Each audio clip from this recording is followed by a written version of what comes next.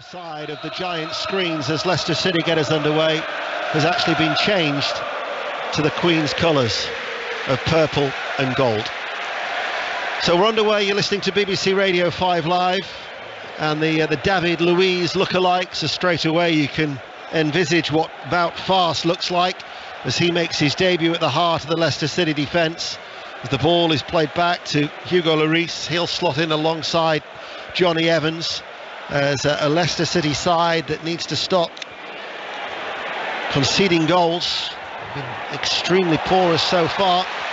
As Sessegnon on this near side, the left, crosses from the left hand side towards Harry Kane, and it's kneed away by Faes. And then Leicester City under pressure will try and beat the press, but it's chipped over the head of Tielemans. And the pressure that they come onto, they've conceded an early throw. A very cool first touch from Faes, wasn't it, in his own box? The ball cross came in. He didn't just put his foot through it and clear it. He tried to cushion the pass and very calmly just laid it off to a teammate. A very composed start from the debutant. So if you missed how the teams are lining up, Lloris is in goal. He's all in yellow away towards our right-hand side. Spurs are playing from right to left. White shirts, navy shorts. Three at the back.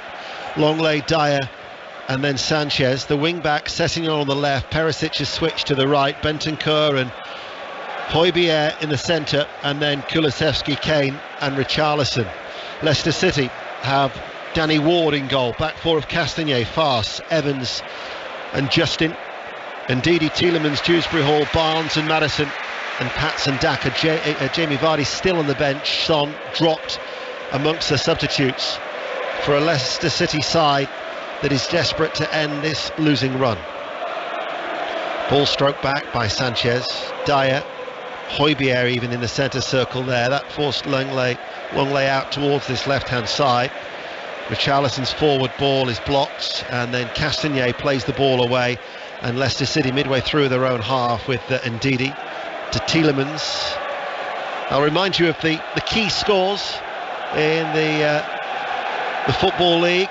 Already run through what had happened in the top flight, as here is Dewsbury Hall caught in possession by Sanchez, manages to wriggle away from him on the halfway line.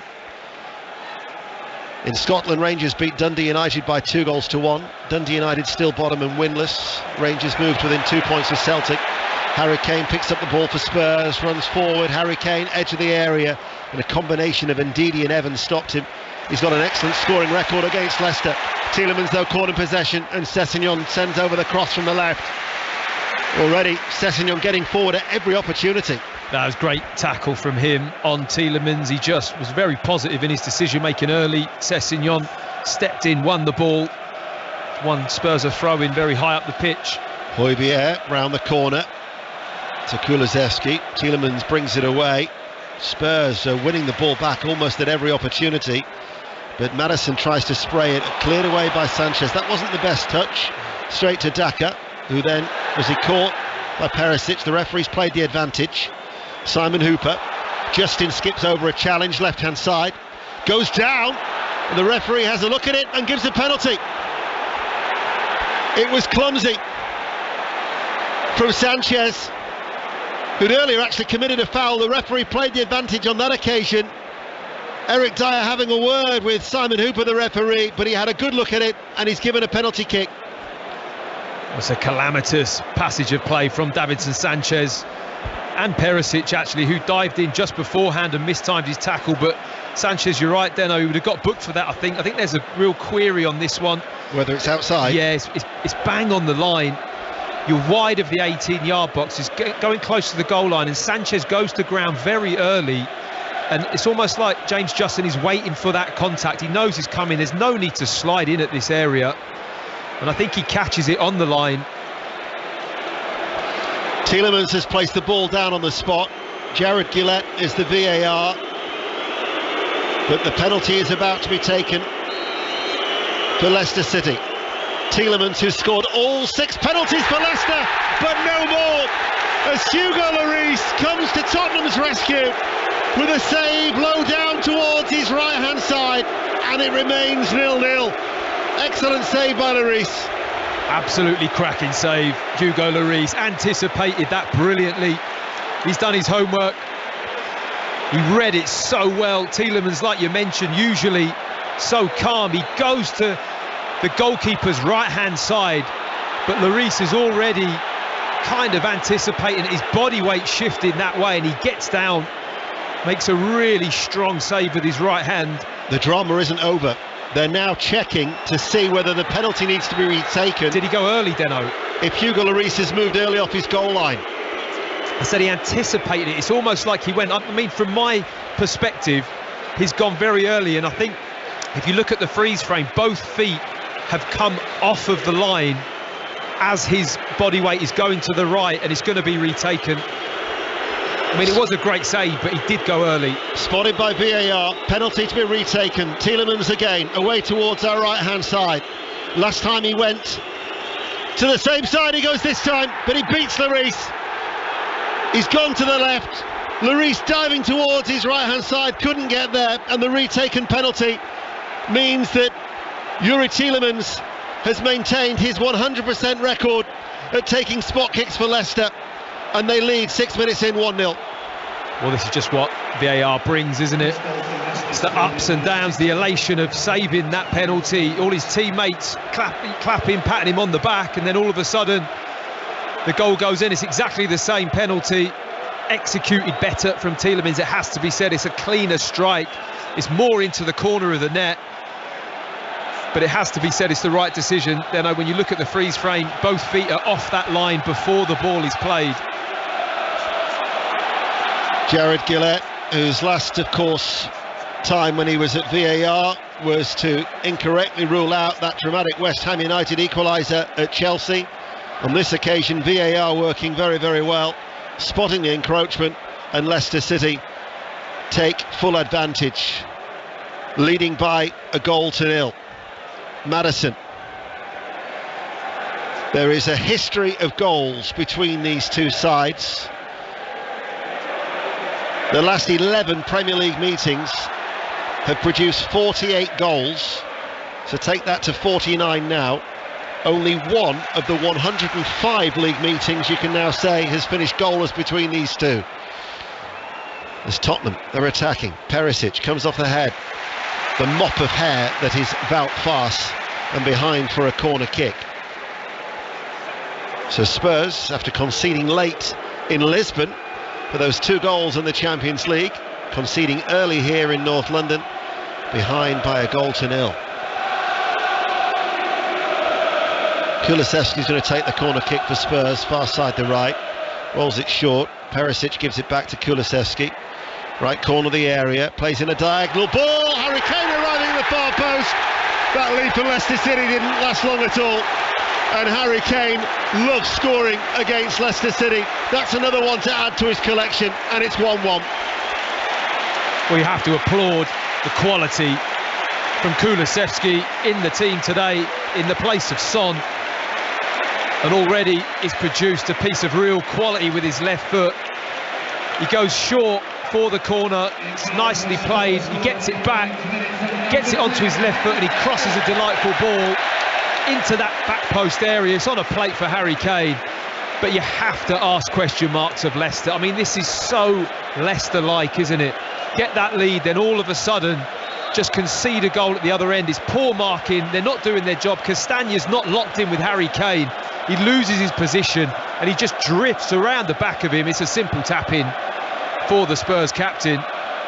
You cannot believe that Harry Kane was given that licence at the far post. Honestly, if you're a defender, Harry Kane's there, your arm is around him, you're in contact. Even if you've got to bend the rules a little bit, get hold of his shirt, get your shoulder into his chest, you are touch tight to him in that situation. You cannot just watch the ball, let him find a bit of space and drift off the back of you, because that's what happens. It's just really poor defending from Castagne. 20 goals now in 19 career appearances against Leicester City for Harry Kane, who, of course, you might recall, actually had a loan spell at Leicester in 2012-2013, but he's quickly equalised for Spurs. We're back at 1-1, and in a fixture that has produced goals down the years, we've had 2 inside 10 minutes. Cross, we might have another one here. Perisic was waiting. It was the ball from Longley floated over, and then Perisic is adjudged to have fouled Justin, and that will be a free kick to Leicester City. Been a lively start, 1-1. Yeah, lively start for the neutral, but I mean, I think it was 20 goals conceded from set pieces last season, Leicester. I don't know how many it is, I haven't seen this season that are conceded from set plays, but it's a massive Achilles heel, isn't it? I mean, at any level of the game, you cannot concede that amount of goals from set plays. It's just, you know, you're giving yourself an uphill battle all the time. Well, that's 17 goals they've conceded. It's the most at this stage of a season since 83-84, which was when Gordon Milne was in charge of Leicester City. I think only Bournemouth have actually conceded more in the top flight. But the thing is, when you take the lead here at a place like Tottenham Hotspur, and you're on a losing run like Leicester are, you're then thinking, give yourself a fighting chance. And the lead lasted what?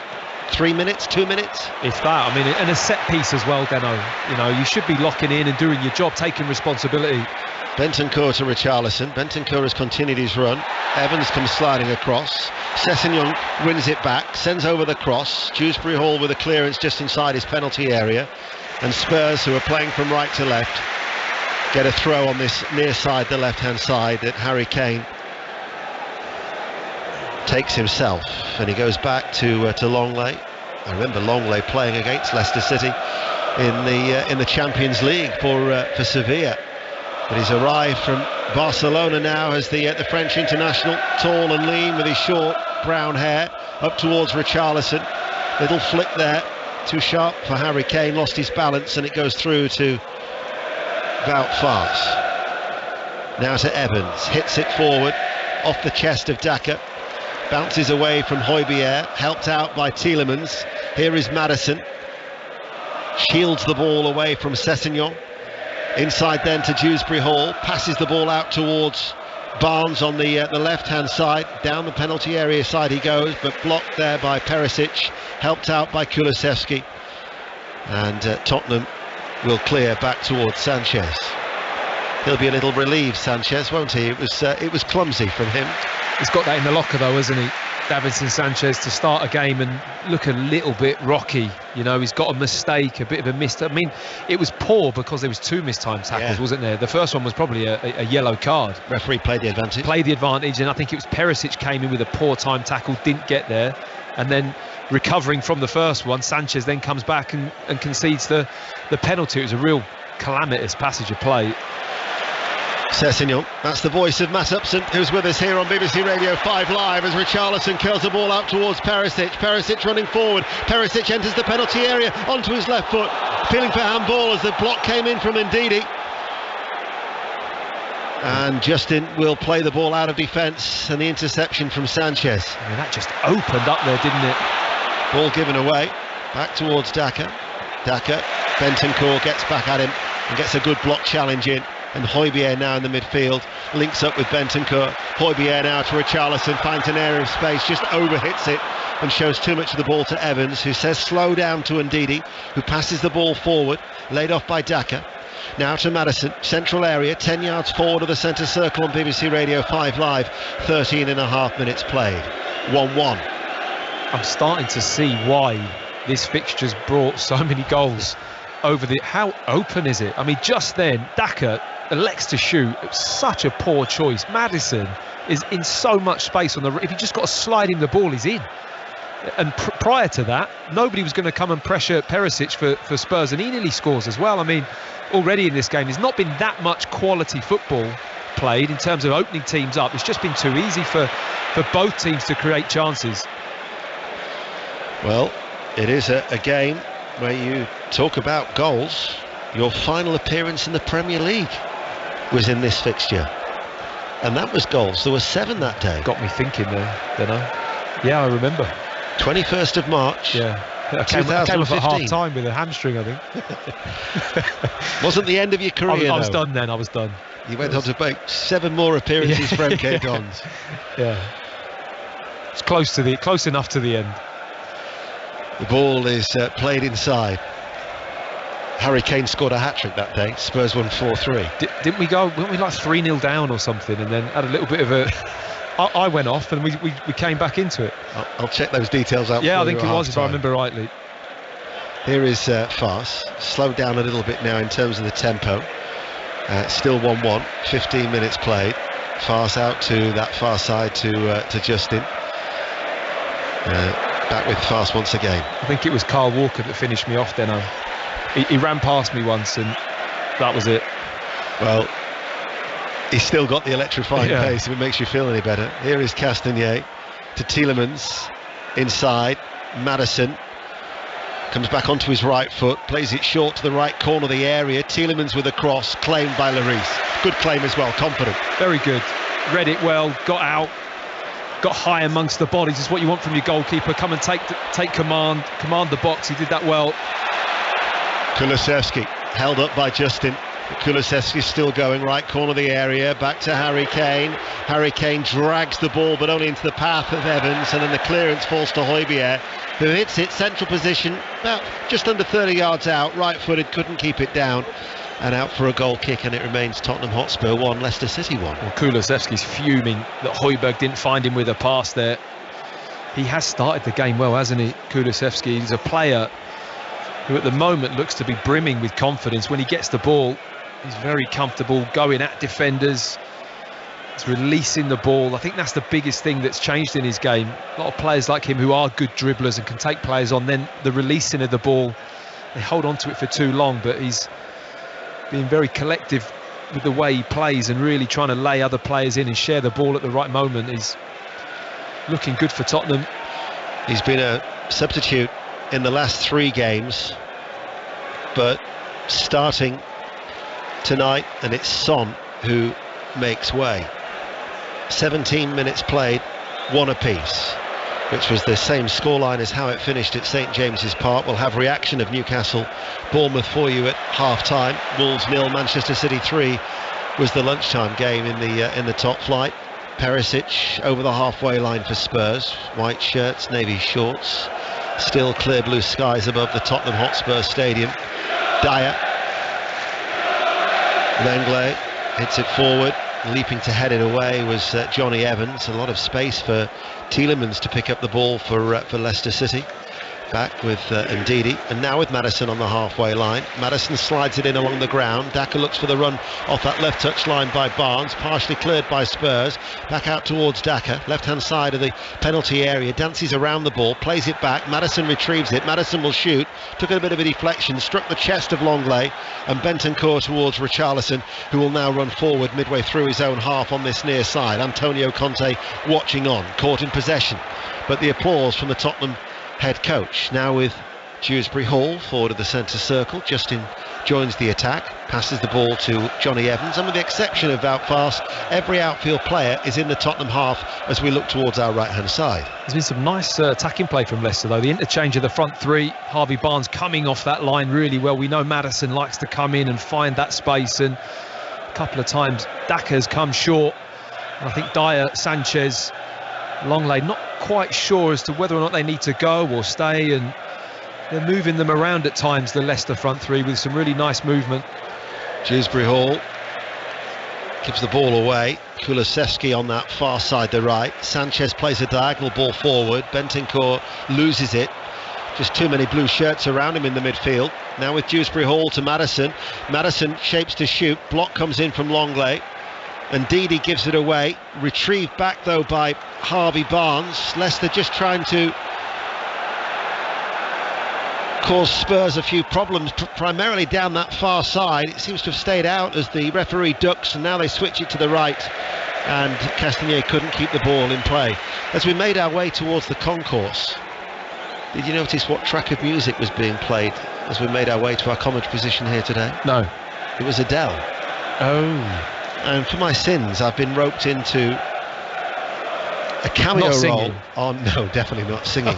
A cameo role each Saturday morning for Patrick Keelty, the new voice of Saturday mornings on BBC Radio 5 Live, where they've got a feature called Beat the Commentator, and today it was Stat Boy George who got the victory. I think it'll be a recurring theme that each Saturday morning. But his stat was that the Spurs fan Adele bought Sylvester Stallone's house in Beverly Hills for £48 million. It was almost as if they knew that we were inside the ground when they played Adele. Yeah. Well, she sold a few records then, so. Yeah. 48 million just pounds. A few. Ball forward by Dier, bouncing away from Richarlison. That would be the asking price for a Matt Upson these days, wouldn't it, in the transfer market? Not based on that performance at Tottenham. 1-1, 5 live. 20 minutes in, and Tottenham Hotspur have just been awarded a corner kick, which Perisic is going to trundle across to take. He's in no real hurry in front of the three-tiered stand towards our left-hand side. I mean, Leicester's confidence in this situation can't be good. No. Cannot be good. I mean, they know themselves that how poor they've been in set pieces, and Tottenham look to be just setting this one up. Perisic then for the corner kick for Spurs, near side the left. In it goes towards the near post, flicked on, and Eric Dier with the header.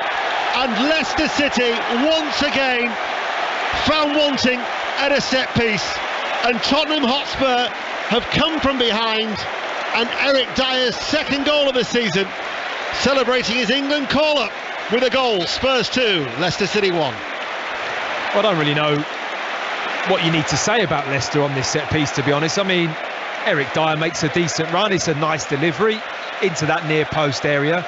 There's not one player being commanding to go and head that ball. The ball has been headed on the edge of the 6-yard box line, about 4 yards in front of the near post, and it's just been flicked onto that back post area. There's nobody on the back post to head this one away. It's almost like indeed he's come up. There's nobody on either post actually, and they just look at 6s and 7s, Leicester. Whenever there is a set piece, like we mentioned before, you just feel there's going to be a goal. And Tottenham, okay, good delivery, credit to Eric Dier, gets his head on the end of it and just flicks the ball, but it's just too easy. And now straight away you're thinking, for a side that's lost 5 on the bounce, you've just thrown away another lead, which they've done on a number of occasions already this season. You're thinking this is going to be a test of the confidence for these Leicester players. A massive test of confidence, and having what's happened in this game, just it keeps compounding this problem. And you have to say, Deno, I mean, they've looked good in moments, and there's flashes. There's some talent in this team. You look at Maddison, Barnes, Dewsbury Hall, a good young talent, Tielemans. I mean, we're talking about good players here that can play with the ball, but there's an underlying thing that's missing in this group about how they perform, how they cope with going ahead and then holding on to a lead. And it's not anything to do with how good of players they are. It's just like a steeliness that's missing. Well, Eric Dier, his goal against Southampton on the opening day was his first since May 2019. He's now added goal number 2 for the season, and Spurs are leading Leicester by 2-1. Here is Justin for Leicester City. Chips the ball towards Maddison. Comes off the shoulder of Longley, and it'll be cleared by Sessegnon up towards Richarlison. Tielemans pulling him, holding him, and giving away a free kick. Well, I was prepared to wait till half-time for details of March 2015 from the 21st of March that day, but Andy Gillies, our producer, says that the Kane hat-trick, he scored 2 in the first 13 minutes, and Spurs won it with Schlupp, an own goal on it, 85 minutes. Was it? So Leicester got back into it at 3-3 then? Yeah. See, I was on in the first half. I don't know what to say. 13 minutes was Kane. I was prepared to let it ride. I remember one of the goals, it was like a set piece deflected and he just tapped it in from a few yards out, you know. Yeah. It happens, don't it? Well, listen, I'm not going to... The level that you played at, England International and all that, it's only what people can dream of. Yeah, well, Leicester stayed up by the skin of their teeth that season. It was a remarkable way that they did it, to be honest, Nigel Pearson, and then obviously went on to great things the following year. I'd left the club by then. In fact, the last time that they lost 6 successive games was Nigel Pearson when he was in charge, December 2014. Now they're 2-1 down. They did take the lead, and Sanchez coming forward for Tottenham Hotspur. 25 minutes played on BBC Radio 5 Live. Mistake by Perisic. And it's Barnes coming forward to Tielemans. Man over is Maddison inside the penalty area. Back to Tielemans. Tielemans with the back heel. And it was then Bentancur to break up play. And now all of a sudden Spurs can come forward. So overcomplicated that, wasn't it? Great opportunity by Leicester, just trying to almost walk the ball into the net. Somebody have a shot. There was great shooting opportunities. Nobody took it. Kulusevski, right-hand side, goes on the outside of Justin into the penalty area. Justin recovers, slides over, forces the ball behind, and it goes out for a corner kick to Tottenham, who lead by 2-1. It's a good matchup that at the moment, Justin and Kulusevski. Justin will be looking to really put himself again against the Spurs man who's in good form. Recently had an England call-up, James Justin, prior to this recent squad, and I think he'll be looking to show that he's able to cope with players like Kulusevski at the moment. Corner kick then to Tottenham Hotspur, far side the right. Leicester City have every royal blue shirt inside the penalty area bar Maddison. He's just keeping an eye on Kulusevski to prevent the short one from being taken on that far side. And it goes now. Goalkeeper's under pressure, hasn't got there, the ball's gone in. And the referee, Simon Hooper, is looking at it and has ruled the goal out. It will be checked as a matter of course. Not too sure who got the final touch, but again the goalkeeper was struggling to deal with it. Danny Ward is saying that there was a foul on me. Harry Kane now is talking to Simon Hooper, and once again VAR will be called into it here. It was an in-swinging corner kick. Sanchez appears to impede the keeper.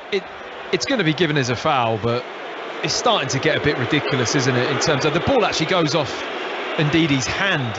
It's a direct ball, nobody touches the corner. Sanchez jumps into Ward, who isn't really a big presence in that 6-yard, but it doesn't get off the ground. I mean, I don't think Sanchez does too much wrong other than jump and compete for the ball, but you're not allowed to do that against the goalkeeper and almost make contact. But it then touches Ndidi's hand and goes in, but it's getting a bit of a joke then, though, isn't it? Every set piece or corner, you just feel they're going to concede, Leicester.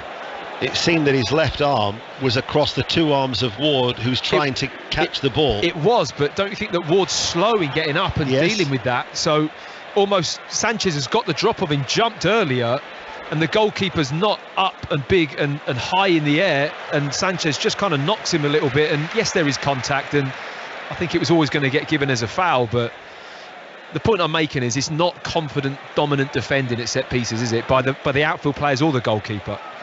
Leicester City trying to come forward. Bentancur breaks up play. Spurs then still lead by 2-1. What must be alarming for a Leicester City supporter is that it was your Achilles heel last season to deal with a threat at set pieces, the amount of goals they conceded, and it doesn't seem to have been, they haven't eradicated that. No, it's not been addressed, has it, in the way that you can see them setting up, or it's awful, but a lot of it is a mentality thing. It's a mentality of having your job, having your man, knowing that they're not going to score, taking that kind of responsibility to deal with it. That's a huge part of defending set plays, and you can't say that this Leicester team has that in abundance at all. If anything, they almost shrink when that ball is in that corner quadrant.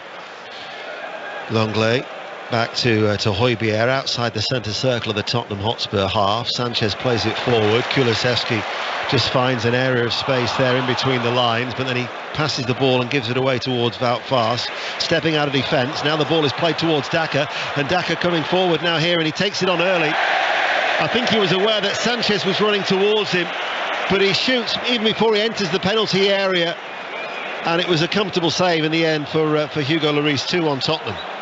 Spurs wide open again, both centre backs, Dier and Longley go in. They leave the space for Dier to run into. It's a good pass in, and how poor was that finish? I mean, I don't understand why he's worrying about Sanchez. If he just has a good touch and is confident, he'll deal with it and should score. Perisic on the right-hand side for Spurs, held up by Justin, turns, crosses the ball, reaches Harry Kane with his back to goal, runs it out of the penalty area, just couldn't quite control it. Longley back towards Hotspur, now with a Frenchman, forward ball, Sessegnon left-hand side of the penalty area, down towards the byline, takes a deflection, corner kick to Tottenham Hotspur, who lead 2-1, half an hour played. I mean, the half hour in, the ball's been in the net 4 times. I mean, there's been probably 3 other chances, or at least 2 that good goal-scoring opportunities. The game is so open. good though, exciting to watch. It is, yeah. 2 balls on the pitch momentarily as Perisic just kicks one away from a eager ball boy as he sits back down on his little stool. Away towards our left-hand side. Perisic places the ball down in the quadrant. It can't be a goal from this one. Well, surely. We'll see. Caused a number of problems from set pieces. Perisic once again to take it near side the left, didn't beat the first man, headed out by Dewsbury Hall. The ironic cheers are from the travelling support from Leicester. That tells you everything about what we were saying about how they feel. That's not good, is it? Your own fans are cheering when you defend a set play successfully. Just highlights the how many goals they concede from set pieces. Dier picks out Sessegnon. Sessegnon edge of the area, bounces off Kane. Acrobatic effort from Richarlison was blocked by Johnny Evans. Comes back to Harry Kane. Harry Kane caught by Tielemans. 30 yards out, central area. Barnes plays it towards Maddison. Maddison rolls it away from Bentancur. Runs forward now midway through his own half, all in royal blue. 14 minutes to go to half-time. That effort from Richarlison, that looked like he was going on target then. I mean, it was really acrobatic, wasn't it? He manages to get his foot so high, made good contact with the ball. I think it struck Johnny Evans, didn't it, on the roughly on the penalty spot. It was a good block from the Leicester captain. Great technique, wasn't it? Yeah, really good. Richarlison.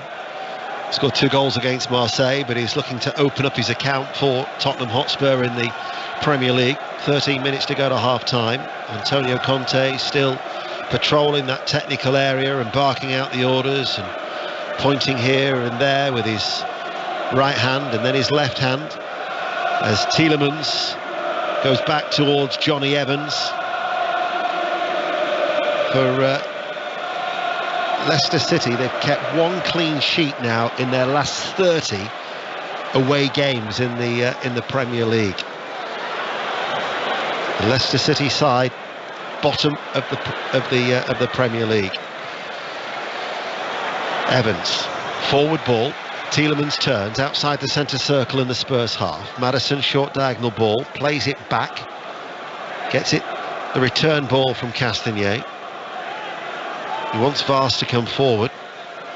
Baptism of fire for Wout Faes on his Leicester City debut.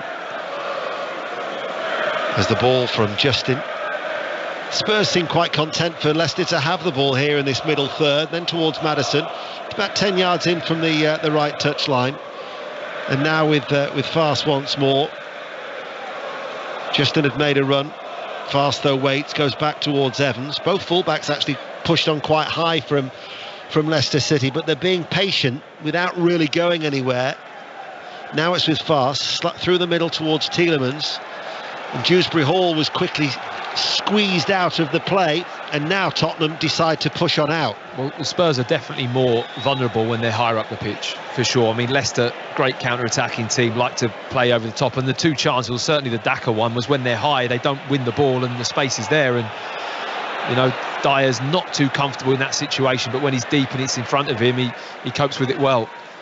Here is Dewsbury Hall. Castagnier gets it out from underneath his right foot, sends in a diagonal cross. Powered header away by Dier, and then it comes back to Dewsbury Hall, who hits it left-footed on the rise outside the area and out for a goal kick. And it's still Tottenham Hotspur 2, Leicester City 1, 34 minutes play. That's a chance for him.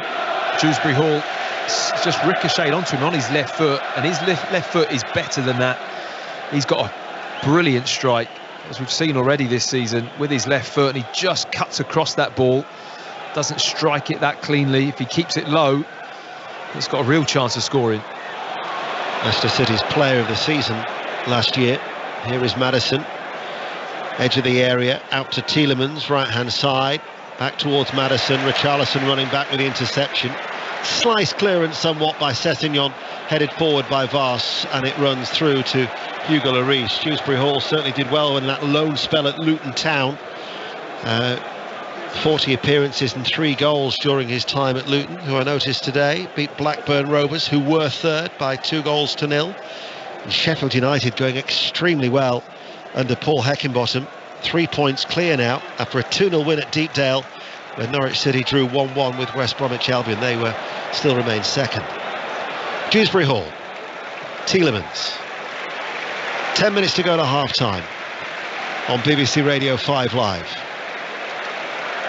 Justin, from the Luton player himself, crosses the ball, actually took a deflection off Barnes and out of the path of Castagnet, who then didn't keep the ball in play on this near side. A lapse of concentration overruns it. It'll be a Spurs throw. I mean, you saw a little snippet there of what James Justin's capable of there.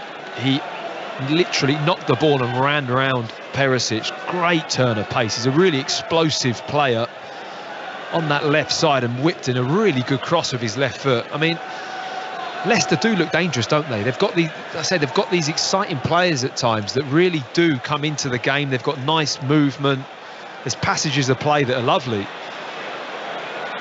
Yeah, they've certainly, and with Vardy potentially to come off the bench as well. Yeah, you know, slender deficit that they're trailing at the moment by 2-1. They will still feel that they could maybe get something from this game. The only worry is the way that they're defending.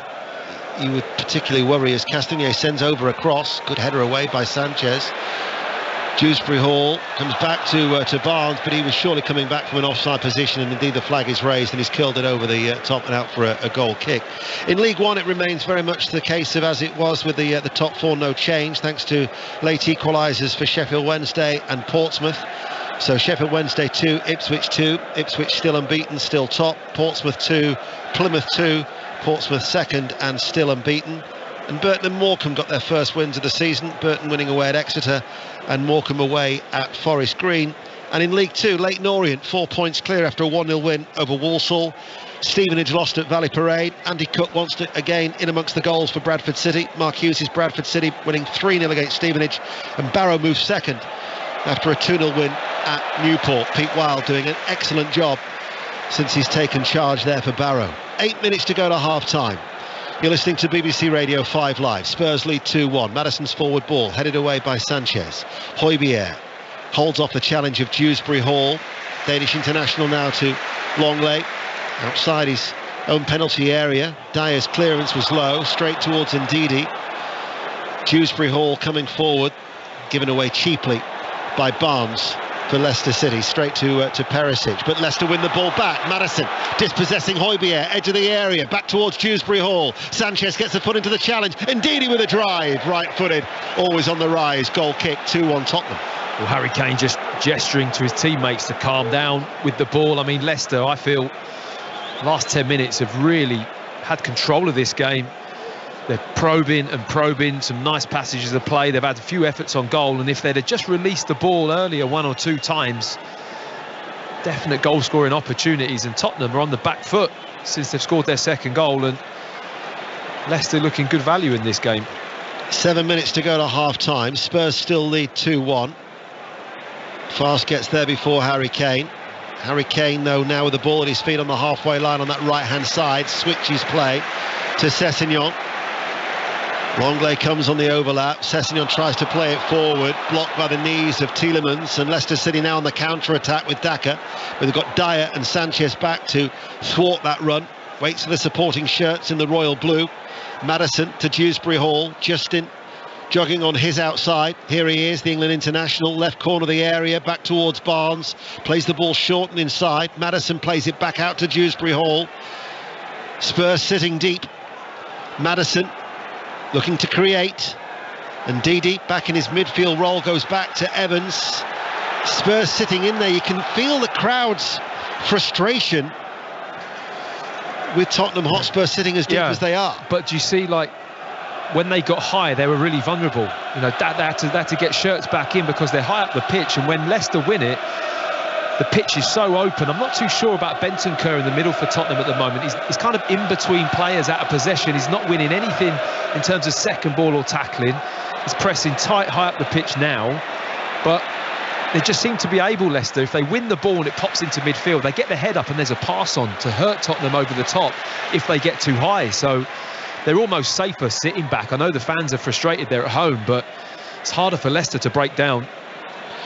Ball is back with Ward, the goalkeeper. Oh, he's almost got himself into a pickle there from Kulusevski. The pass from Vars, he's let it come across his body onto his right foot, and then Kulusevski's closed him down very quickly, and he's done a little turn. He's got away with it. Dewsbury Hall now just inside the Leicester City half. Leicester are playing from left to right. 5 minutes to go to half-time. Spurs still lead 2-1. Sessegnon beaten in the air by Castagnier. Castagnier hooks the ball in towards Maddison, and Maddison with a fine equaliser. And Leicester City's good spell has brought a deserved equaliser. Maddison took it very, very well, right-footed, and it just went past the lunge of Lloris.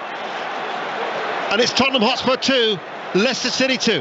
What a good goal from James Maddison. Absolutely out of nothing, this goal. It's a crossfield ball. I mean, Leicester have deserved it. They've been the team asking the questions and had the lion's share of possession. But it's an average crossfield ball from Dewsbury Hall that really Sessegnon, if he gets up and heads it, should win it. I think Antonio Conte will be really disappointed with his wing back in terms of competing in the air. Castagnier puts him under pressure. The ball falls for him along the line. He gets there before Sessegnon. He gets his head up and he just puts this little ball into the box. It's probably close to the penalty spot, and Maddison's arriving and he swings his right foot first time. It's an awkward height as well, Deno. He's kind of bouncing up, isn't it? And he doesn't strike the ball clean. He just kind of guides it into that far post area. It's a really measured finish under pressure from Eric Dier coming out to face him, but brilliant goal out of nothing. Real piece of skill for Maddison to finish like that. I would like to look at it again from Maddison. I'm not too sure whether he actually caught it maybe on his shin. Do you think so? He just kind of like guided it, didn't he? Just took the pace off it a little bit. But I wonder if that was because it wasn't such a clean strike, and it created that spin almost like in a slow motion, whether that deceived Lloris. Honestly, to score from that is very difficult. It almost had to be something like a bit of a miscue, or he just timed it well and got the contact on the ball, but it was inch perfect, wasn't it? Certainly looked good. Lloris was at full stretch. 2-2. 3 minutes to go to half-time. It was coming, wasn't it? It was coming. Here is Richarlison.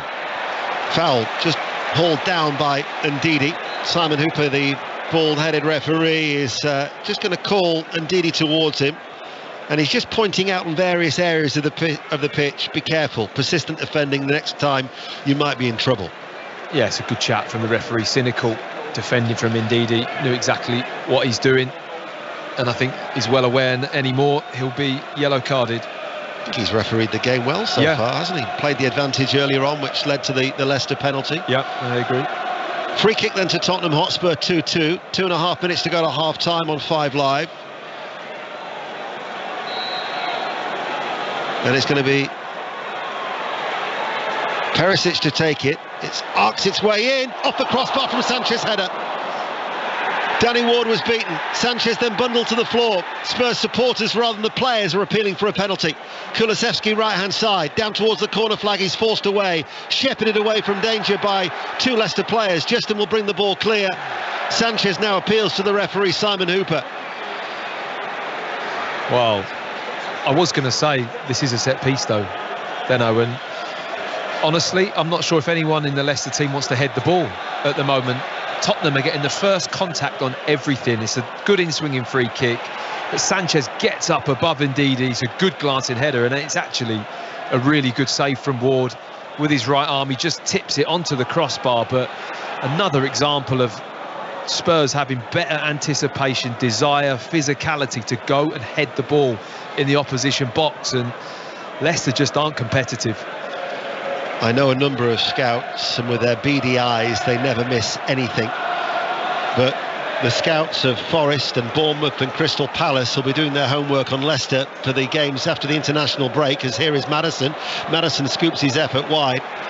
They will be certainly making copious notes about how Leicester looks so vulnerable at set pieces time and time and time again. It's got to the point where it looks like a bit of a confidence thing, doesn't it? Of like the lack of belief that they're going to go and win that ball. You know, that they're just not competing. There's no physicality. There's nobody making life difficult for the opposition. Nobody's putting a shoulder into anyone or being physical. It's almost like they're drifting into these places and allowing the opposition to take control of the situation. Ball given away cheaply by Tottenham. Dewsbury Hall. Tielemans from long range, charge down, ball spins away. Lloris comes out of his penalty area, down by the byline on this near side, the Tottenham left, and clears, headed back then by Johnny Evans, and then played forward by Longley. Perisic and Sessegnon have actually switched now. Not too sure whether that's just a temporary thing, but Perisic is on the left and Sessegnon is on the right. Dier battling for the ball on the edge of the area. 2 minutes have added on time that we're now into here at the Tottenham Hotspur Stadium. It's 2-2. We talked before about the confidence levels. Leicester are certainly growing in confidence. Here is Justin, central area, to Tielemans. Castagnier makes the run ahead of him. Maddison now on the ball, right side, sends over a cross, headed away by Dier. Not too sure what the two managers will make of it, but it's been an enjoyable contest. Not too sure what I make of it, to be honest. It's an interesting game, isn't it? And you take the set pieces away from Leicester, they've probably been the most dominant team, haven't they? They've asked the most questions, they've had probably, it feels like, more of the ball, and they've had nice pattern of play, of movements. You know, Spurs have got that cutting edge with the quality they have in terms of goals in the team, but Leicester have played well other than the set piece debacles. Here is Evans spraying the ball forward. Castagnier against Perisic now, so that they have switched the wing backs in the closing stages of this first half. Certainly Sessegnon beaten with ease in the air by Castagnier, who then responded very, very quickly to send over the cross for the Leicester City equaliser. I mean, it makes sense because obviously James Justin's a bit more pacey. He went round Perisic so easily a moment before then, so whether or not he's looked at that and thought, well, maybe Sessegnon's better equipped to deal with Justin, and likewise Perisic and Castagnier. Here it is with Perisic, a diagonal throw. Barnes picks up the loose ball to Dier, turns, edge of the area, feeds it into Maddison. Maddison shoots, Lloris with the save. Struck it fierce low, first time right-footed. And Lloris with the save, and then now is Richarlison has gone down, free kick. But another opening for Leicester City. Well, Antonio Conte is letting his players know he's not going to be happy at half-time. I can see him blowing a gasket at half-time. It's just so easy for Tottenham. For Leicester, they win the ball. The space, Deno. I mean, look how much time Maddison has to strike that ball. I mean, he does well. He gets his head down, just hits it low. He almost tries to drive it underneath Lloris. He hits it that hard. He wants it to go through his legs or just down by his ankles, but he gets a strong foot on it and managed to save it. There's a few murmurs there for the half-time whistle from the Tottenham Hotspur supporters, because the half-time score here is Tottenham 2, Leicester City 2. Leicester City taking the lead from a retaken penalty from Tielemans. Lloris had saved the first one, however encroachment from the French international meant it had to be retaken. Tielemans didn't make the same mistake, he scored then, but it lasted a matter of minutes before Kane's far post header from a Kulusevski diagonal cross, and then Dier's header after 22 minutes put Spurs 2-1 up. However, Leicester City came back into the game and deservedly level. Plenty to talk about and see, isn't there? It's almost like neither team's really come out here today with a proper defensive plan or an attitude to get out to the ball, be physical, make life difficult for the opposition. I think both teams just want to have the ball and play. That's how the game's playing out. That's why it's so open. That's why we're seeing, 4 goals in it already in the first half. But, I think Antonio Conte, from his body language there, just before half-time, he's not going to be happy in that dressing room. Half-time at the Tottenham Hotspur Stadium. Tottenham Hotspur 2, Leicester City 2. Well, as you said, Matthew, half-time it's difficult to know what to make of that, because Leicester could be quite happy with so many things, apart from their age-old flaw. It's an unbelievable flaw at the moment, though, Chappers, isn't it? It's almost gone past that, hasn't it? That has to be psychological as well as absolutely, well as anything else. Absolutely. We can look at it technically, but defending set play, so much of it is about attitude, willingness to go and head the ball, taking responsibility, whether it be in your zone, if you're zone, or whether it's man-to-man, but getting hold of somebody and going and not letting them score, and bending the rules a little bit, putting his shoulder in some, checking someone, blocking someone, whatever it needs to be. You've got to get the job done, and Leicester just don't look interested in doing it. It's like it's not even a thing. The ball comes in the box, and whoever's near it the opposition just heads the ball. Second half on the way here on 5 Live. Tottenham 2, Leicester 2 with Matthew Upson and Ian Dennis. We'll round up some of the day's other sport. We'll go to Trent Bridge, where Kent are closing in on winning the One Day Cup against Lancashire, and we'll talk to Chris Sutton ahead of 6:06, which will be here at full time here on 5 Live. Approaching 6:20. Jill Mackenzie has the news. This is BBC Radio 5 Live. The Queen's 8 grandchildren have been standing vigil by her coffin this evening. Princes William and Harry led the tribute 24 hours after King Charles and his siblings did the same. Our correspondent Vicky Young is in Westminster Hall for us. Vicky, just tell us, what has the atmosphere been like? Well, it was, as you can imagine, incredibly sombre moment, quite an emotional moment actually for some, as these 8 cousins walked out slowly, stood in silence, their heads bowed around the coffin of the late Queen, of course, the woman that they called Granny.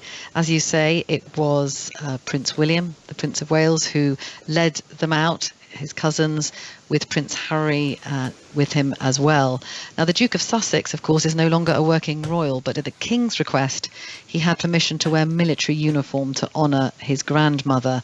And of course, this was another moment that brought the two brothers together, a moment of duty and devotion.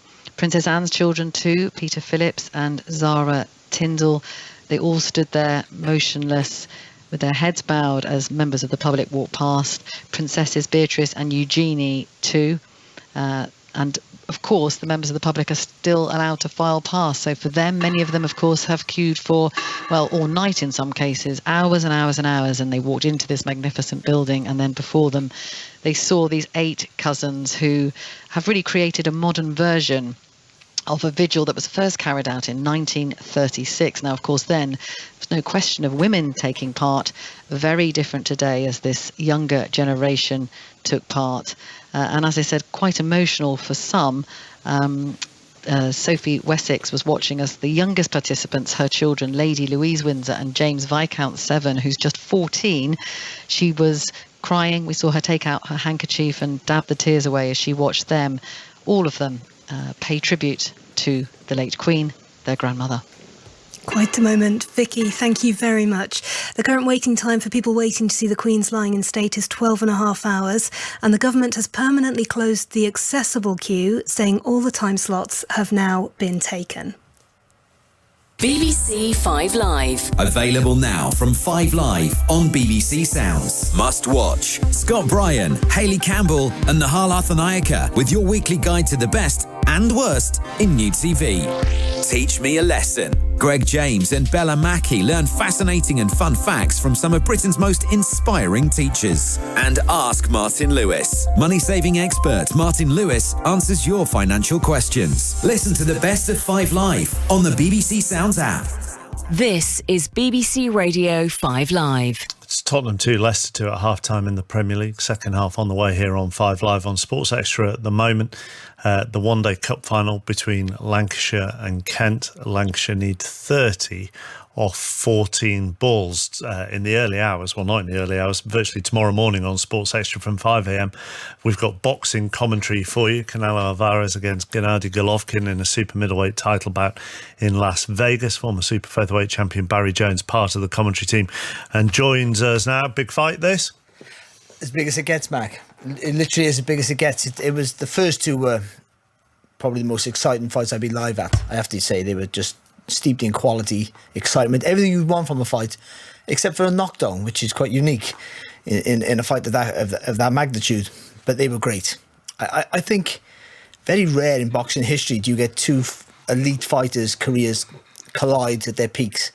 And in Gennady Golovkin and Canelo Alvarez, you have the perfect dance pattern, as you really do. They will never, ever be in a boring fight. And you would still say peak at the age of 40, would you, as far as Golovkin is concerned? Well, I was referencing the first two fights. I'm not quite sure about peak anymore. But you know, you could say that even though Canelo Alvarez is 32, so you tend to think he should be fresh. He's had a long career. And of late, a punishing career. Yeah.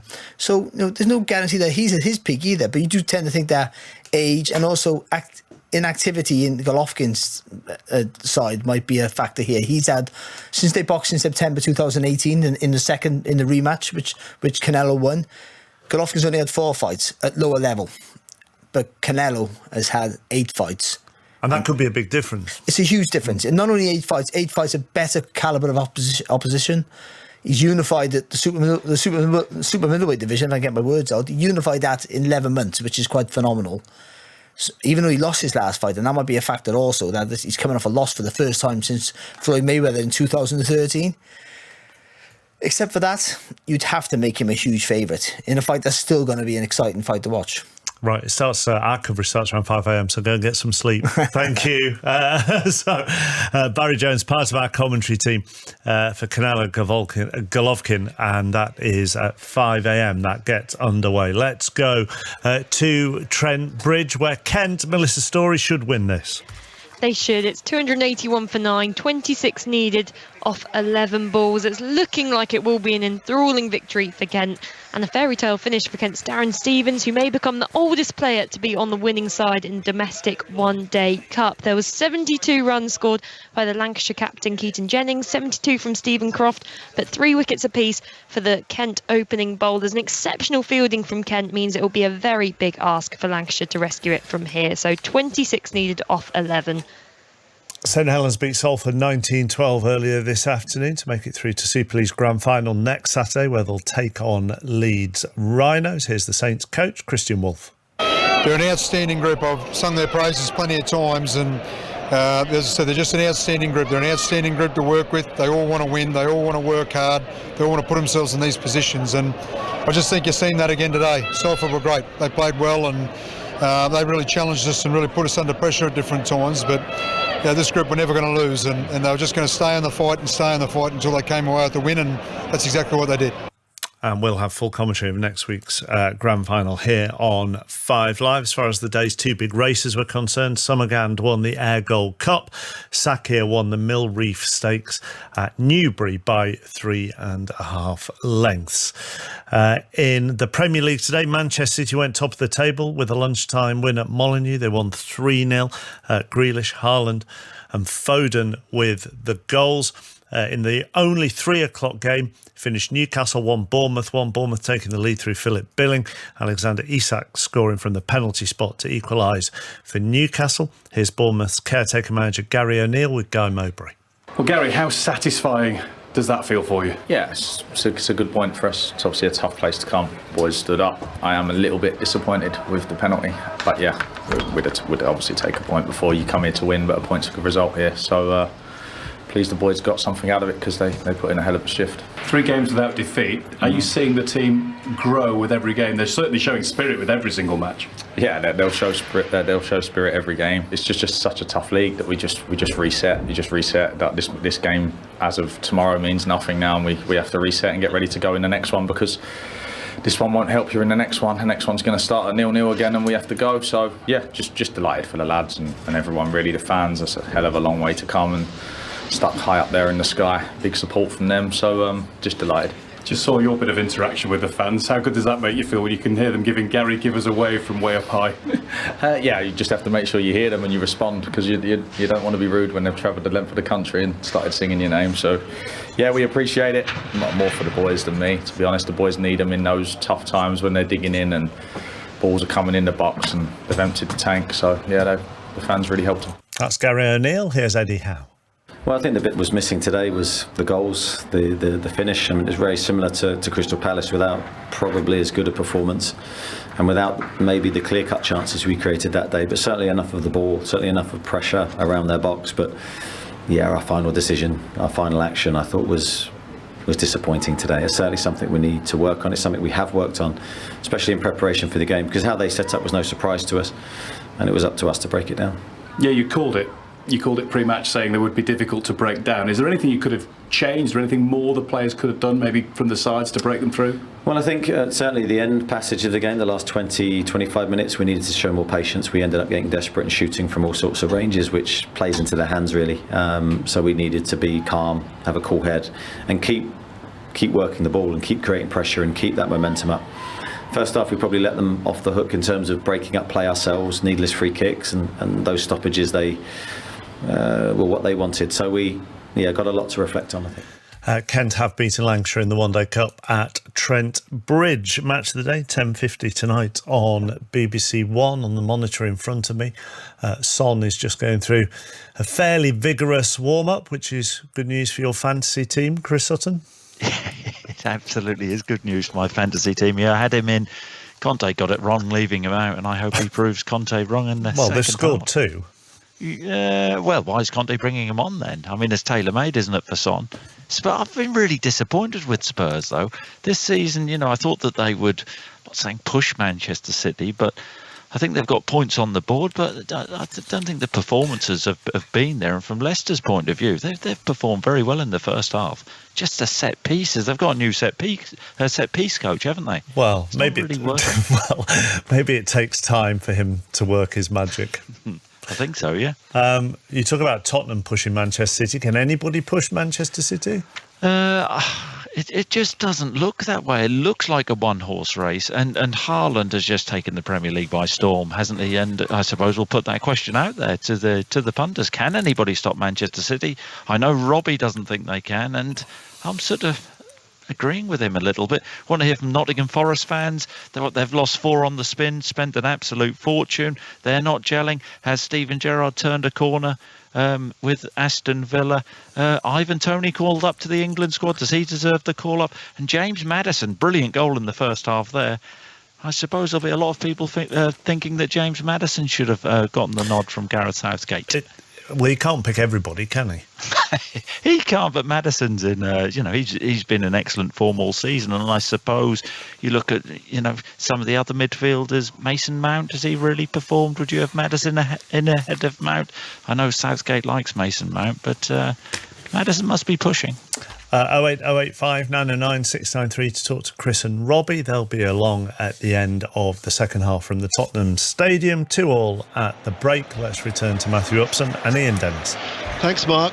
Well, during the half-time interval, Son was warming up, Romero was warming up, but the Spurs players have just come out, and there's not going to be a half-time change made by Antonio Conte. So it's going to be the same players that finished that first half, which is Hugo Lloris in goal, back three of Sanchez, Dier and Longley, Perisic and Sessegnon, Bentancur and Hotspur, and then Kulusevski, Richarlison and Harry Kane. White shirts, navy shorts, playing from left to right in this second half as we look, sitting high in this main stand of this impressive arena in North London, where the sun still shines and still the clear blue skies up above. Leicester City haven't made any changes either, so in their all-royal blue, Danny Ward is in goal, Castagnet, Fas, Evans and Justin the defence, midfield of Tielemans, Dewsbury Hall and Didi, Barnes and Maddison, and Daka as the lone striker. We're back underway. You're listening to BBC Radio 5 Live. 606 to follow this game, 08085 909 693 to speak to Chris and Robbie Savage. And we were just talking amongst ourselves, weren't we, there at half-time, Matt Upson, and what a chaotic first half that really was at 2-2. It really was very open, and like you say, you could probably link that to the word chaotic at times. Here is Kulusevski, just outside the area, Sessegnon on the right-hand side. They made that switch. Sessegnon originally was the left wing back, Perisic on the right-hand side. They made that switch towards the end of the first half. They've stayed there, so Sessegnon's still on the right-hand side. And this is with Kulusevski. Back to Hotspur. I think Spurs were out a good minute or two early as well, weren't they, from half-time. What does that normally say? That a manager isn't happy. Most of the time, doesn't it?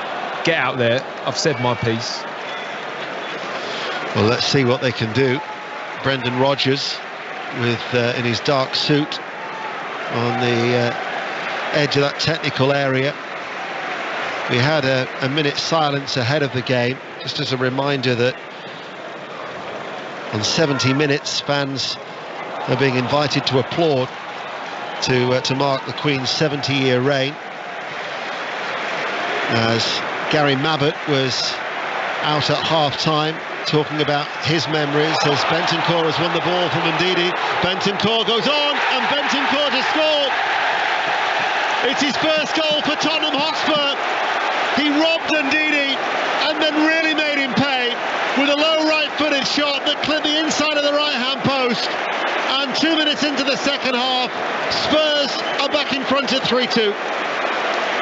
Well, Ndidi, looking at his teammates, putting his hand up, there's not much he can say. He just gets caught on the ball.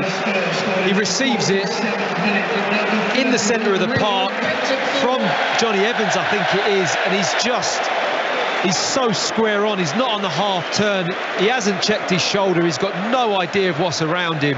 And Bentancur has just gambled. Fair play to him. It's early on in the second half. He thought, I'm going to go and press here. And indeed, he's just touched the ball to the right-hand side. He's read it superbly, Bentancur, and he's in on goal. He gets his head up, and have a look at that finish. It's so composed. It really is. He just passes the ball. It's not even a shot, really. He just sees that near post. Side foot, passes it with pace off the post and in. It's a great finish from Bentancur, but it's all about Ndidi's awareness. He doesn't know what's around him. And Ndidi just buried his head in his hands. He knew, and now all of a sudden, to compound matters, he's just gone and caught Hotspur, and he's been shown a yellow card. That really has been a horrible 60 seconds for Ndidi. It's the same thing, wasn't it? Played to him in the same manner. Hojbjerg this time pressing in high. He does it. In fairness, the pass to him is not a good one. He shouldn't receive the ball there, but he gets the ball from his teammate, and he's just not ready for it. The pressure from Tottenham's noticeably different, isn't it? The way they've pressed in, they've just gone with far more intensity at the start of this second half.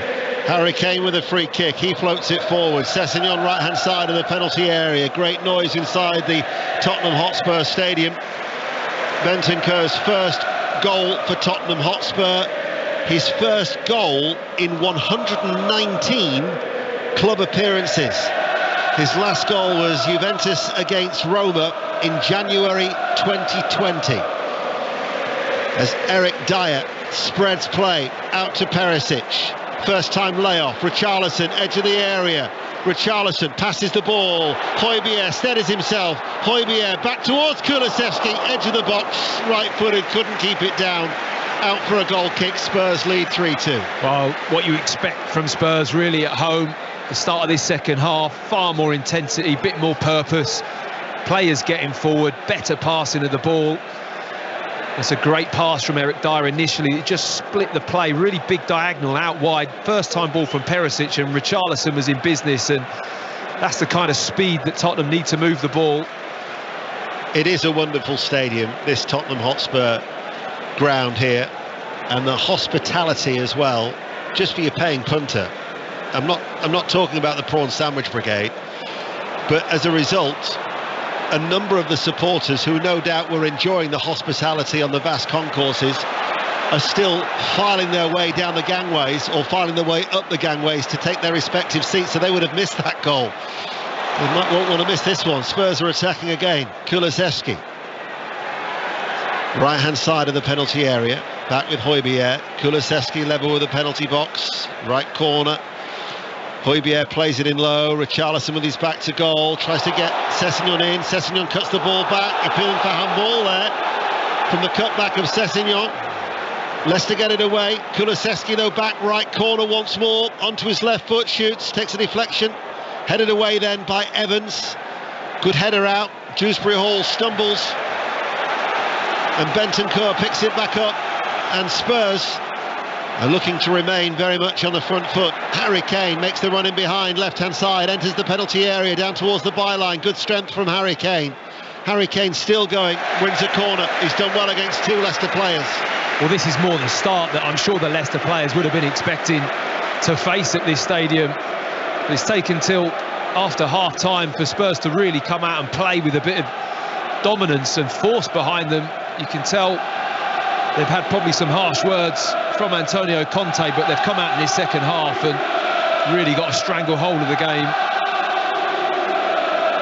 Come on you Spurs is the deafening chant. 3-2 they lead. Corner kick, flicked on, caught by Ward. It was a stooping Eric Dier who flicked it on near side of the 6-yard box. Ward with the catch. at his near post. There's another set play where a Tottenham shirt gets the first contact on the ball. Okay, it was a low corner. It should have been blocked out at the near post, missed the near man, but Eric Dier gets across someone and gets that first glancing header. Would you regard yourself as the prawn sandwich brigade then? Is that? Are you in that bracket? I mean, you were here at what, 1:30? I was here early, but I Why? Why'd you get here that early? Don't know. I just thought it always pays to get here early. Do some notes or soak up the hospitality? Yeah. Preparation is everything, Matt. Yeah. As you know only too well. You can't go into a commentary with an empty stomach, can you? Phone lines are open for 606. Chris Sutton and Robbie Savage, 08085 909 and 693. Just leave out the and when you're calling. Here is Justin. There's something happening in the Leicester City end, the away end at the moment. Bit of a disturbance, I think, which the stewards are quickly having to tend to. Leicester, who are trailing here by 3-2, 8 minutes into the second half. Farce. Almost corner possession by Kulusevski. Wrapping his ankles as Hotspur. Bentancur, little drag flick there from Kulusevski to try and play in Harry Kane. Nice idea, wasn't it? Very nice idea from Kulusevski, just trying to let the ball go through his legs and then like hook the ball round into Kane. Seems to have settled down in the Leicester end. A couple of people have been ejected for tempers fraying amongst themselves with the visiting support. Sessegnon wins that aerial challenge with Justin, and it goes out of play for a throw. Change going to be made here now, and it's going to be Royal. Emerson coming on, Emerson Royal. And the player who's going to be going off is going to be Perisic. So the Croatian international coming off. Sessegnon goes back to his natural left-hand side, and Emerson comes on to this right to replace Perisic. He's had an interesting start to his Tottenham career, Perisic, hasn't he? I think a lot of experience, hasn't quite impacted the games with the quality that we've obviously seen in the past. He's been a fantastic player. Won Serie A under Antonio Conte at Inter in 2021. Barnes coming forward now. It's a strong run. Hotspur having to come back to help out because Barnes was getting away from Sanchez, who really did seem to be toiling in that foot chase with the England international. Leicester City, undeterred, have come already from behind once after taking themselves an early lead in a game that has swung one way and then back the other. As Richarlison with the interception loses out then to Tielemans, falling back. He actually manages to get a foot into the challenge and did well, Richarlison. Spurs now can attack. Kane, forward ball, Kulusevski enters the penalty area, onto his left foot, onto his right. Tired effort, really. Picked up by Ward, 3-2 Tottenham. Ford does well there, does really well. The centre-back gets out, doesn't allow Kulusevski to come back onto his left foot, and I think there was support as well from either Ndidi or Justin that got back in, but just held Kulusevski up there. That's the ideal little area he likes to be, isn't it? Coming in from that side on the corner of the 18-yard box. Barnes inside to Dewsbury Hall, plays it back. Jamie Vardy's warming up down below. Free kick though in favour of Leicester City. Bentancur with the foul on Maddison. Tottenham Hotspur still lead by 3-2. 11 minutes into the second half. 5 Live Sport tomorrow from midday with Everton West Ham United as part of 5 Live's Premier League Sunday. Kick-off at Goodison, 2:15. Not only they've just made one change, they're now going to make another, and it's going to be a double change. Son and Romero are going to be coming on for Tottenham Hotspur. It will mean that they've only got one more opportunity to make another substitution. Tielemans. Almost seems as if they've actually wasted the 2 minutes there to make one change on 55 minutes and then to make another 2 minutes later when you only get the 3 opportunities either side of the half-time interval. But Son and Romero are going to be coming on.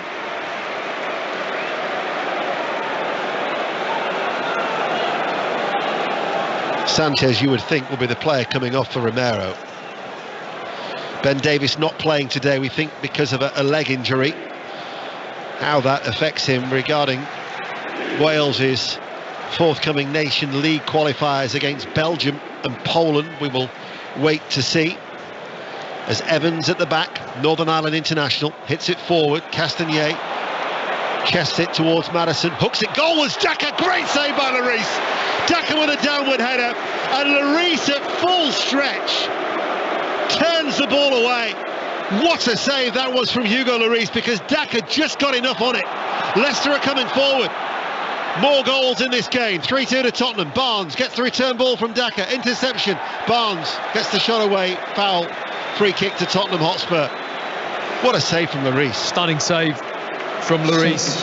Really good save, but what about that for a ball from James Maddison? He has been in good form in this game. Looked a real threat. He showed real quality, creativeness, and he plays this first-time ball with his right foot. He just hooks that into the box, almost blind. Knows exactly where Daka is, gets his head on it, heads it down, does so well, and Lloris gets across to his right-hand side and just palms it wide. It's a really good save. Richarlison doesn't seem to be too enamoured about coming off. We were right about Sanchez, but what a lovely ovation for Son to come on. And notice there's even a South Korean flag that is being waved by some supporters as Romero replaces Sanchez. That one was easy to predict. Son, without a goal in 8, shared the golden boot, remember, last season. Yet to score so far this, but he has come on with Spurs leading by 3-2. And just over half an hour remains here. Emerson for Tottenham Hotspur. Back with Højbjerg, central position. Romero. It's a great position to be able to just freshen up the team and bring Son off the benches. And I know Richarlison wasn't happy, but you're going to need to make those changes with so many games, European, Champions League games, Premier League, all in one bunch. Here is Tielemans. Maddison forced out wide. Flying header from Daka. Did the keeper get a touch on that? No. I think it was handball. Don't know. Daka might have handled that. As he threw himself forward, indeed, he's just been shown a yellow card. Yeah, he just dived forward. It was, again, we can talk about it again in terms of like the chaos and how open this game is. It's a great opportunity. Maddison's wide, he cuts the ball back in, but it's just too far ahead of Daka. Lloris is committed and throws himself, and the Leicester forward just puts his hand out by his head. A little bit Diego Maradona style there, wasn't it? Kind of just tried to conceal it and touch the ball with his hand, almost like just a reaction from Daka, because he couldn't get his head on it. Well, he's been shown a yellow card, but Leicester City are showing enough signs here that this game is still within their reach. Or you could say Spurs are showing signs that they're going to allow Leicester back in the game, you know, because I don't think Leicester are doing too much to really create this, but it's just, again, gone to that openness. Spurs started so strongly the first 10 minutes of the second half and didn't allow Leicester any breathing space, and just dropped off it a little bit again. A wise man once said to me, do teams sit back or are they forced back? What do you think? Well, it depends, and it depends. You can look at it either way, can't you? Just like what you've said there, Leicester are they doing enough? Are Spurs allowing it? And sometimes it's a combination of the two. Free kick, Emerson, foul on Justin. To Leicester City, this free kick is awarded just in from the left touchline. Leicester City in all royal blue, they're playing from right to left. We're in the 62nd minute of this game. We've had 5 goals. So what's that? 53 goals in the last 11, almost 2/3 of contests in the Premier League between these two sides. I would still think we've got a few more yet to go, judging what we've seen so far. Maddison to take the free kick. Dewsbury Hall is also there. It's just in from the left touch line. Should be an in-swinger. It will be for Maddison, right-footed. No, he plays it short to Tielemans, who now floats a diagonal ball, fast with a header at the far post, and Lloris makes the save inside his 6-yard area, all in yellow, away towards our left-hand side. Well, Fast got well at the back post, but then didn't have the header on the end of it. He just doesn't get any clean contact on the ball to punch it back across the goal. Now you can hear the frustration from the Tottenham crowd, because Sessegnon gets towards the halfway line and then he stops running forward, slows right down to a walking pace and passes the ball back. Kulusevski. Sliding challenge was a forceful one, but a fair one by Fast. Kulusevski has stayed down. Fast now plays the ball forward. The referee has stopped play, despite it not being a head injury, but Kulusevski clearly winded, and Simon Hooper not prepared to take any chances. Well, Fast picks him up off his feet. I mean, committed to that tackle there, but he had to win the ball. I mean, he did get a piece of the ball, but really clattered into Kulusevski. It was a good tackle. Here is Ward. Leicester City will still think they can get something from this game. That was a risky back pass across the toes almost of Harry Kane to Fast. Central defender hits a ball forward, looking towards Dier. Lloris comes out of his goal line, slices the ball. The multi-ball system is in operation. Dier wants it quickly off that short white cone and pleads for it from the ball boy. Lloris, though, back in his penalty area. Maddison across to Justin. Come on, Leicester, is the chant from the away support. Justin now towards Barnes. Here is Justin, now with Evans outside the centre circle. Fast waits to his left. Tottenham have everybody back behind the ball. Here is Tielemans. The Spurs supporters try and rouse their team, despite the fact that the home side are leading. Now Son dispossesses Tielemans, hurtles his way forward over on that far side to left, plays it back to Højbjerg, back towards Son, gets stuck underneath his feet for a little time, tries to thread it forward, loses out to Dewsbury Hall, and it's back with Tielemans. That first couple of strides from Son is unreal. I mean, he wins the ball, and I'd say it's 3 strides, the power that he generates and how much distance he puts from himself and the opposite. It's an electric turn of pace, isn't it? It's so hard to deal with. It's almost like the ball can't keep up with him. Leicester City still trailing 3-2. 65 minutes played on BBC Radio 5 Live. 6:06 to follow. Fast. Dewsbury Hall, fair-haired midfielder, gets it back from Justin. Now towards Fast. Leicester City seeing a lot of the ball here. Evans, Tottenham press, little flick there by Dier to Barnes coming in off that left touch line. Romero with a challenge, almost came towards Dier, well read.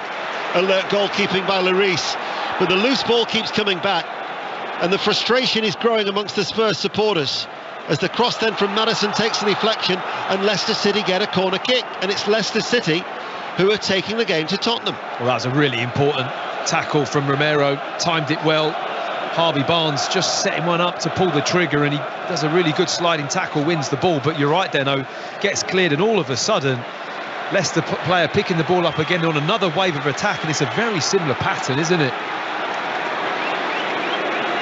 James Maddison goes across to take the corner kick in front of the away supporters, who filled that bottom corner on that far side to our left. Maddison waits. Tielemans had presented himself as a short option, now runs back into the penalty area. It'll be an out-swinging corner from the Leicester right. 3-2 down. Headed away by Longley and out for a Leicester City throw. 66 minutes played here under the clear blue skies in North London, but it's the royal blue shirts of Leicester City, despite this dreadful run that they're on. I mean, they've shipped 14 goals now in 3 and a bit games in the Premier League. However, they have caused Tottenham enough problems. They don't score that much from set plays either, do they, Leicester? I know we can say about they concede a lot, but just both boxes, you know, outside of both 18-yard boxes, you can see a good performance from Leicester. You see some nice play. You know, they've got skillful players who will receive the ball, good passes, good movement, bit of youth and energy. But in terms of both boxes, and like I say, especially set pieces, just not enough action at either end. However, it would be, if it stays like this, another defeat, 6 on the spin. And the last time that Leicester failed to win any of their first 7 league games was 83-84. They actually went 10 matches when they finished 15th under Gordon Milne. And it included a 3-0 defeat against Spurs at Filbert Street, where Garth Crooks, Gary Mabbott and Gary Stevens were among the goal scorers. Spurs have scored 3 here today. They lead by 3 goals to 2. But you think about Tottenham, to dare is to do, and the glory about the way that the supporters have been brought up on so many talented footballers down the years. This style of football will not suit the majority of Tottenham supporters. No, it's not that at the moment, and I think they have got the players to be more like that. But for me, because we've seen a surge in it in this game, start of the second half, for the first 15 minutes, we saw a team come out that was completely different. Ball given away by Longley, wins it back only momentarily. Tielemans. 22 minutes remain on BBC Radio 5 Live. You wouldn't at all be surprised if Leicester were to equalise. Maddison with a cross. Barnes goes in with a little header 8 yards out. Little flick header, couldn't keep it down. And it will be a goal kick. But you're looking at a team in Spurs that it has got more steel about it, I will say that. The draw away at Chelsea was a real indicator of that. Chelsea dominated that game, especially in the first half. Tottenham hung in it. They didn't play particularly well. They got back into it in the second half. But the worrying thing for Antonio Conte will be that he almost has to G his players up all the time. Like, he's got to be on them all the time to get that kind of intensity. It doesn't appear to be in them almost like as a habit yet. Whether that will come with time and Spurs will get better and better, we'll have to see. Evans comes across to stop the run of Kulusevski. They are going to be making a change. Now, this will have to be their final change for Tottenham Hotspur. It's only the 4th substitute, but they've used their 3 opportunities. And it is going to be Kulusevski who's coming off, and it's going to be Yves Bissouma who's coming on. Antonio Conte, in the build-up to this game, was saying that he needs to improve defensively. Can't trust him enough to start at the moment to dislodge that midfield 2 of Hotspur or Bentancur. But he comes on, and now they've got an extra body in the midfield for Tottenham Hotspur, who lead 3-2 with just over 20 minutes remaining. Well, it's a bit of an indicator of the way he sees the game going, isn't it? To make that switch, bring on Bissouma, very much a central, more of a holder of a midfield player. And now we're in the 70th minute, and pictures on the giant screens of Her Majesty Queen Elizabeth II, and supporters take up the invitation to applaud. And in fact, Brendan Rodgers and Antonio Conte down below are also applauding. The 70th minute to mark the Queen's 70-year reign. Incidentally, the programme today, a picture of Danny Blanchflower receiving the FA Cup from the Queen when Spurs won the FA Cup in 1962, and contributions from Alan Mullery, who received his MBE from the Queen in 1976, Steve Perryman likewise in 1986, and Gary Mabbott the MBE in 1994.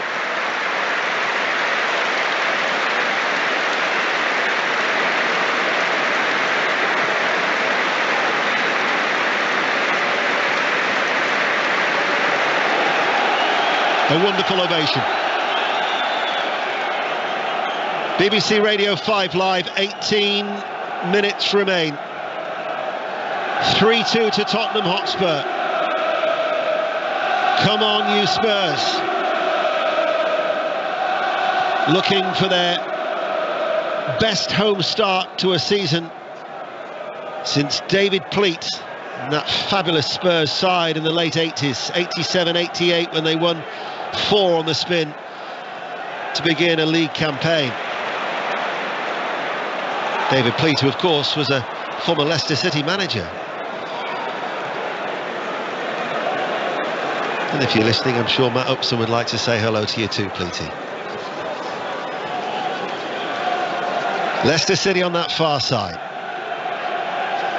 Maddison back with Evans just outside the centre circle to Fars.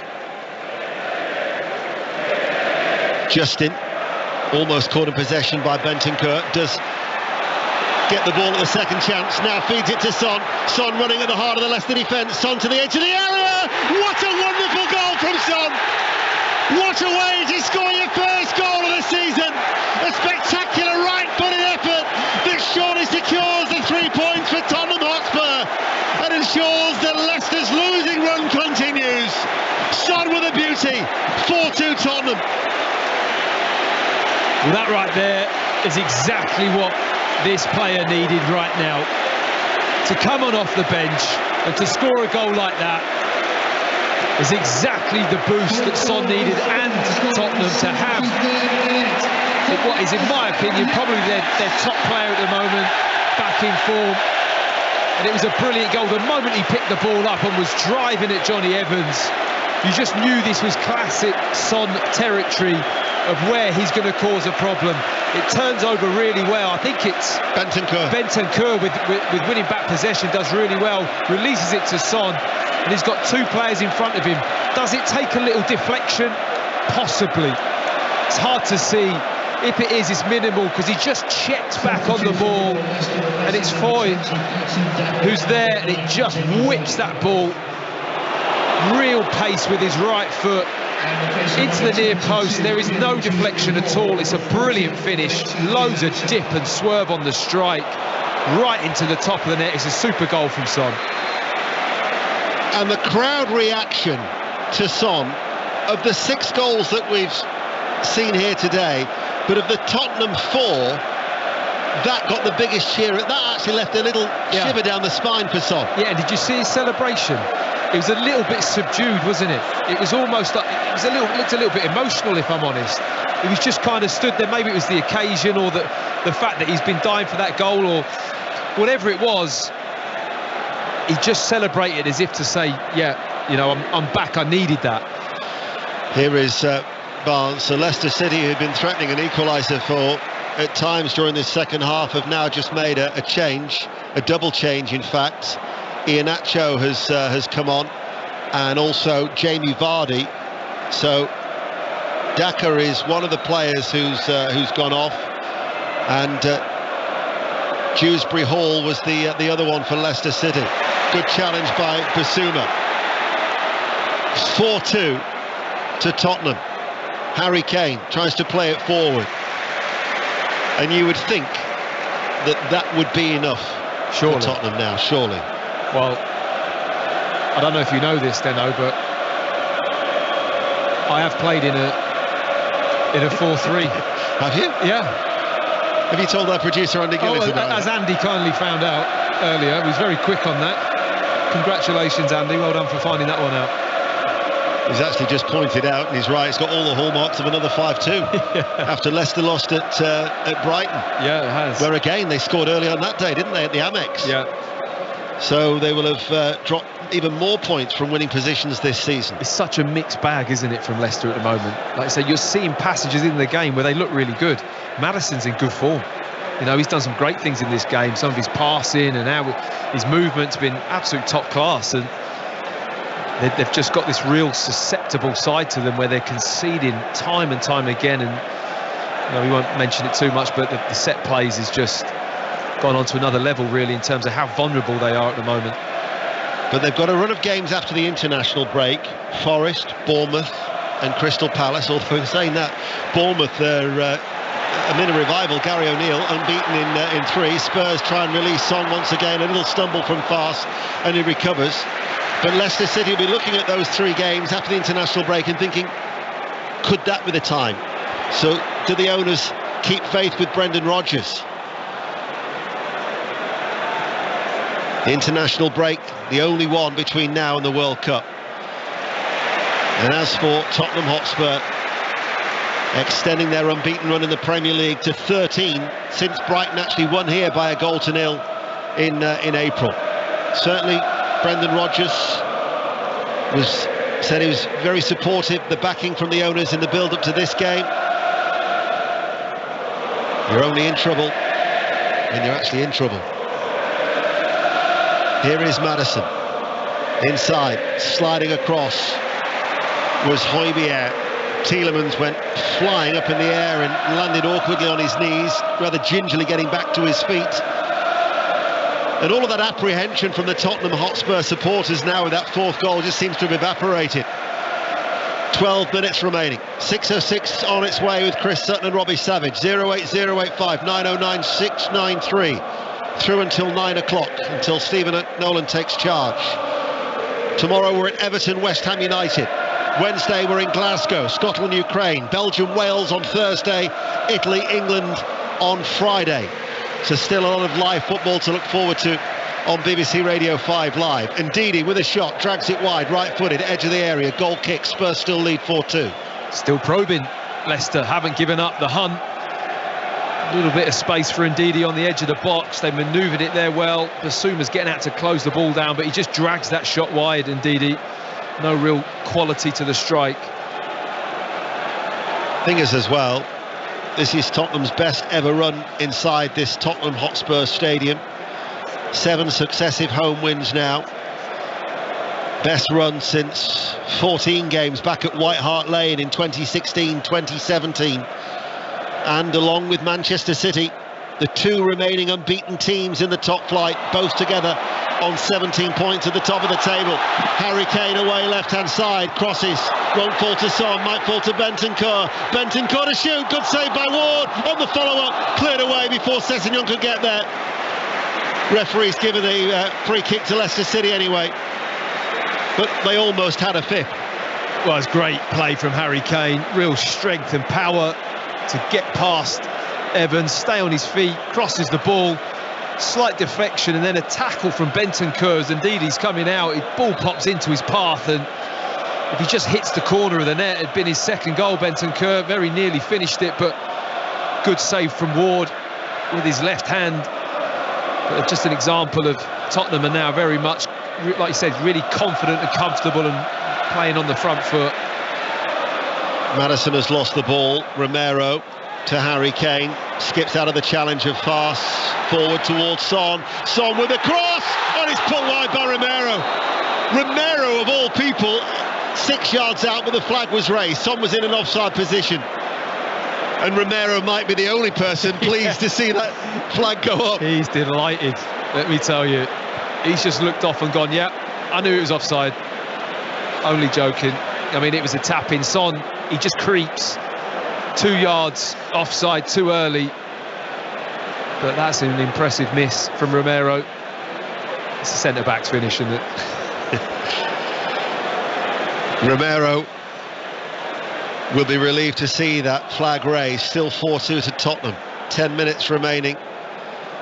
Leicester City, wouldn't say that their heads have dropped at any point. No. I mean, there will be positive aspects to this performance for Brendan Rodgers to cling to. Don't you think it's a tough call, like you say, from an ownership perspective, when you're looking for those telltale signs? You see some teams, and you just watch them, their final game with the manager in charge, you go, you know that it's going to happen, or there's real traits, there's like snippets of it, but there are other real, like you said, up points as well, points that you look at and go, well, that's well, there's certain players in good form, they're knocking the ball, they're creating quite well, they've had a lot of opportunities in this game. So it's not all doom and gloom, but when you look at the table and the points and the goals conceded and the set pieces, that's what paints the bleak picture for Brendan Rodgers. Well, you'll be hopefully able to hear his thoughts along with Antonio Conte, with the aforementioned Andy Gillies into to 6:06 reaction from the tunnel down below here on BBC Radio 5 Live. Certainly I thought there was a shift in his tone when he spoke to BBC 5 Live when they lost to Arsenal on the 13th of August, to then when he spoke to us after the recent defeat at Brighton on the 4th of September. just seemed to be a shift in the way that he was talking about how the club has previously been stable. They've got to trust the owners if there's no resources, to then saying, well, we weren't able to strengthen and there's a hangover from that. We need to improve, we need to develop, we needed players to challenge. So 8 minutes remain, but they're looking at another defeat. 4-2 down here in North London. Tottenham Hotspur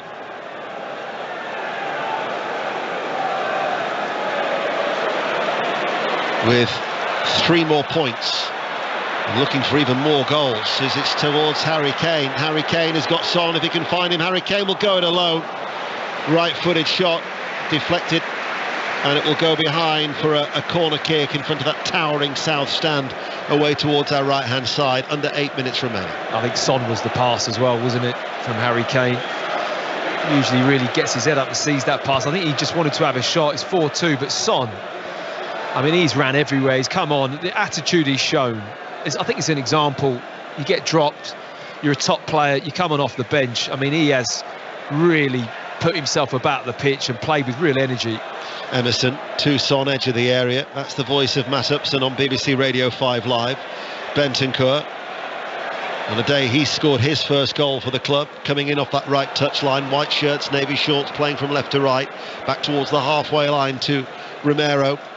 Tottenham Hotspur now with Harry Kane to Son, just outside the area, onto his left foot. Oh, it's another beauty! Son with a left-footed curler, and Leicester City are losing 5-2 again. But that was special from Son. What a goal that was! Son on the double off the bench. 5-2, home sweet home for Tottenham Hotspur. We talk about making a point to your manager after leaving you out of the team. Is there a better way? I don't think I've seen one. Coming on off the bench, not just the goals, but the way he's carried himself, Deno. I mean, he's a super professional, which makes him the quality player of what he is. But the talent this lad's got to score a goal, the first one with his right foot, how it was. This one, he just shifts it onto his left, and I'm thinking, is he going to shoot with his left foot here? You know, the confidence he has on that side to get it out of his feet, and he bends it. I mean, it's just inch perfect. Ward does have a chance. It's a little bit of swerve on the ball, bit of dip, similar to the, you know, not struck with the same ferocity as with his right foot strike, but it's a brilliant goal, and his manager's punch in the air, smiling, thinking, I've just got the best out of that player in that moment, and Son's really responded to that situation superbly. Samari's just come on for Ndidi. A successive 5-2 defeat, it may well be, for Leicester City. You can always tell, I think, when you're inside a stadium, when it's got the screens, if it's got the U factor, or the R, you know, and that definitely had it then when it was replayed for Son. He could be in on a hat-trick here. Bentancur to Son. Son hits it first time. And he falls to his knees as he tried to take it in his stride. It was a rather weak effort, right-footed. And now all of a sudden we're starting to enjoy Tottenham playing that attacking type of football that we're accustomed to down the years. That was great from Harry Kane, the usual Kane dropping short, and that lovely diagonal kind of flick that he plays round the corner. And you're right, I think Son might have had a touch there. He took it first time, didn't he? Might have just been better just to have a little cushion touch and then strike it. Ball played forward, headed away by Eric Dier. Højbjerg running forward. Leicester City very, very open at the back. Højbjerg to Son. Son's on a hat-trick. Son with the hat-trick! Flag's up! It'll have to go to VAR. In the minute, he doesn't even know that the flag is up. He's gone away, wheeling, celebrating, but the flag was raised. Now the boos. The substitute denied a hat-trick through VAR. We will have to wait and see. Well, what about the defending? I was just to say, Leicester City have absolutely gone. That is tight. He could be onside here. He could be onside. It's very hard to tell. I always try and look at the lines on the grass, but it's never an accurate measure, is it? I don't know. It's very, very tight. But either way, Leicester are just all at sea now. They've gone 5 goals. Could be 6, but it's very, very tight, this offside call. They are checking. I actually think that, well, shoulder. I think he's onside. I mean, we haven't got the lines. Yeah. The crowd, you can hear what they're doing. They're waiting for the big build-up. Son standing by referee Simon Hooper. It's onside. It is onside. The goal is going to stand. Son's waiting to get the news from Simon Hooper, the referee. Goal stands. Son, the substitute, after a delay, can now celebrate his 4th Tottenham hat-trick. And Leicester City have conceded 6 goals as they slump to a 6th straight defeat. What an impact that Son has made. Well, he needs to be careful because Antonio Conte might drop him for the next game. That's the only negative I can think of. I mean, yeah, you don't need to say too much. The way he's handled it, the quality, his application, he's come on. Any player that gets dropped, this is an example of how you need to approach getting on the pitch. You don't sulk, you don't mope about it. He's got on. And okay, Leicester a little bit open and spread, but he's maximised it. The energy he's had, he's come on to prove a point, and he's certainly done that. I reckon that he's grabbed his hat-trick off the bench in the space of 15 minutes. And to think we were talking about at one stage Leicester City grabbing a point from this game. But made a mockery of that. But that's the game it's been. You know, we said at half-time, I don't actually know what to make of it. It's been a bizarre game and lots going on, lots of action, lots to talk about, some good play, but very, very open at the same time. Well, the thing is now, Leicester City, you know, they shipped 4 at Arsenal, 2 at Chelsea, 5 at Brighton, 6 here today. They have the worst defensive record in the Premier League. They've now conceded 22 goals, which is alarming.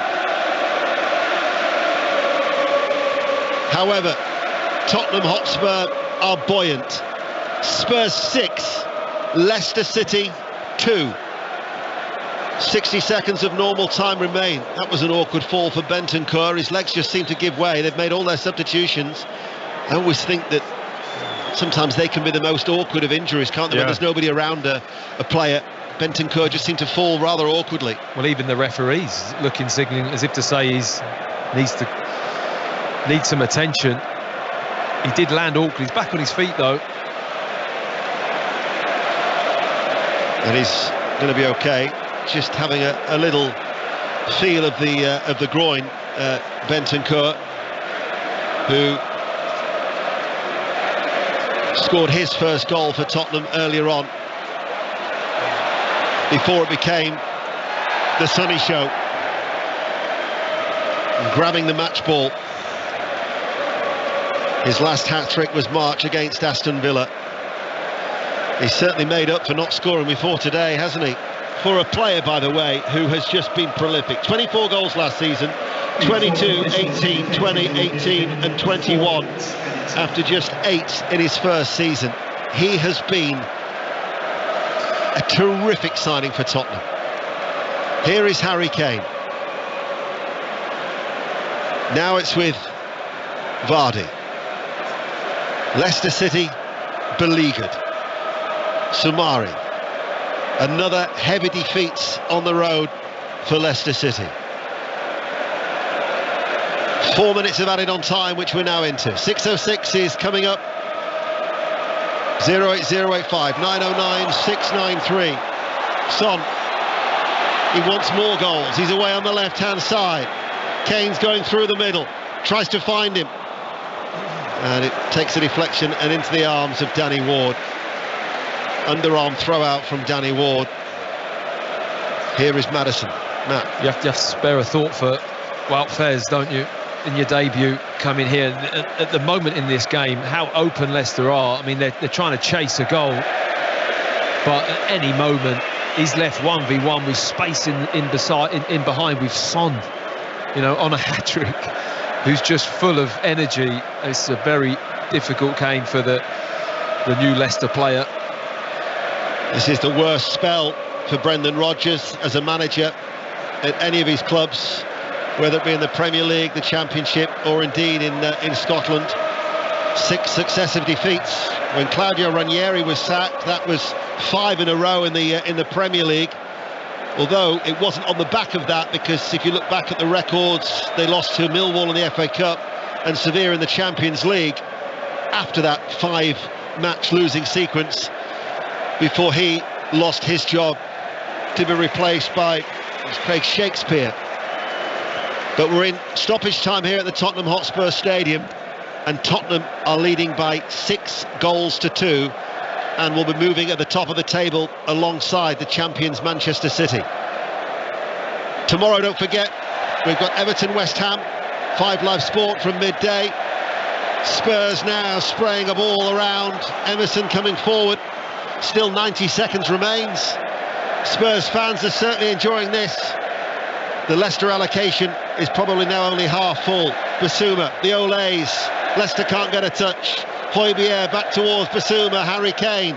Harry Kane strikes the back of Fars, out of play it goes for a throw. Kane, a fixture that has a history of goals, has produced another 8. And it could have been more. I mean, it felt like it, didn't it, early on? Said early on, we kind of said, I know there were early goals, but the whole first half, anything could have happened. And I know Spurs have come back out. You feel that they've had a bit more structure about them in this second half. They've applied themselves better. They've not allowed Leicester as much freedom on the ball. You know, there's still been blips in this second half from Spurs, and it just continues this kind of run that they're on, Tottenham, without playing blisteringly well. They're just getting the job done and winning matches. It's not a bad way to be.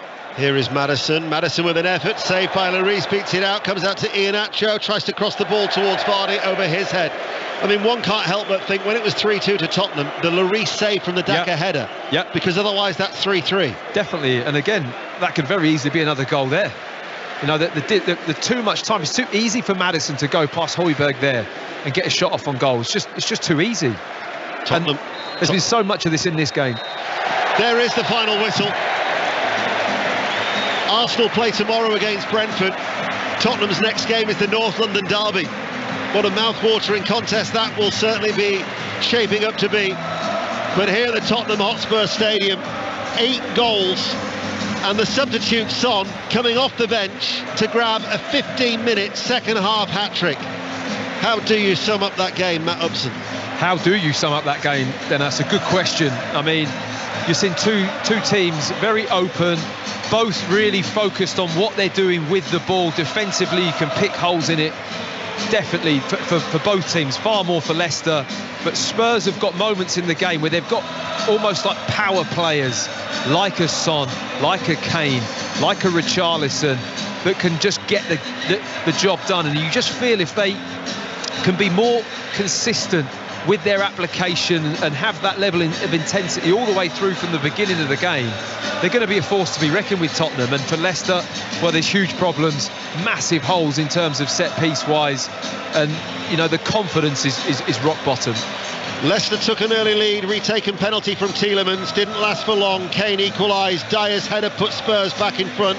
Maddison made it 2-2 before half-time. Just after the restart, Bentancur made it 3-2, and then Son off the bench with a 15-minute hat-trick as the final score here at the Tottenham Hotspur Stadium. Spurs 6, Leicester City 2. Don't go anywhere. 6:06 is coming up. We'll try and bring you a reaction here on 5 Live with Chris Sutton and Robbie Savage.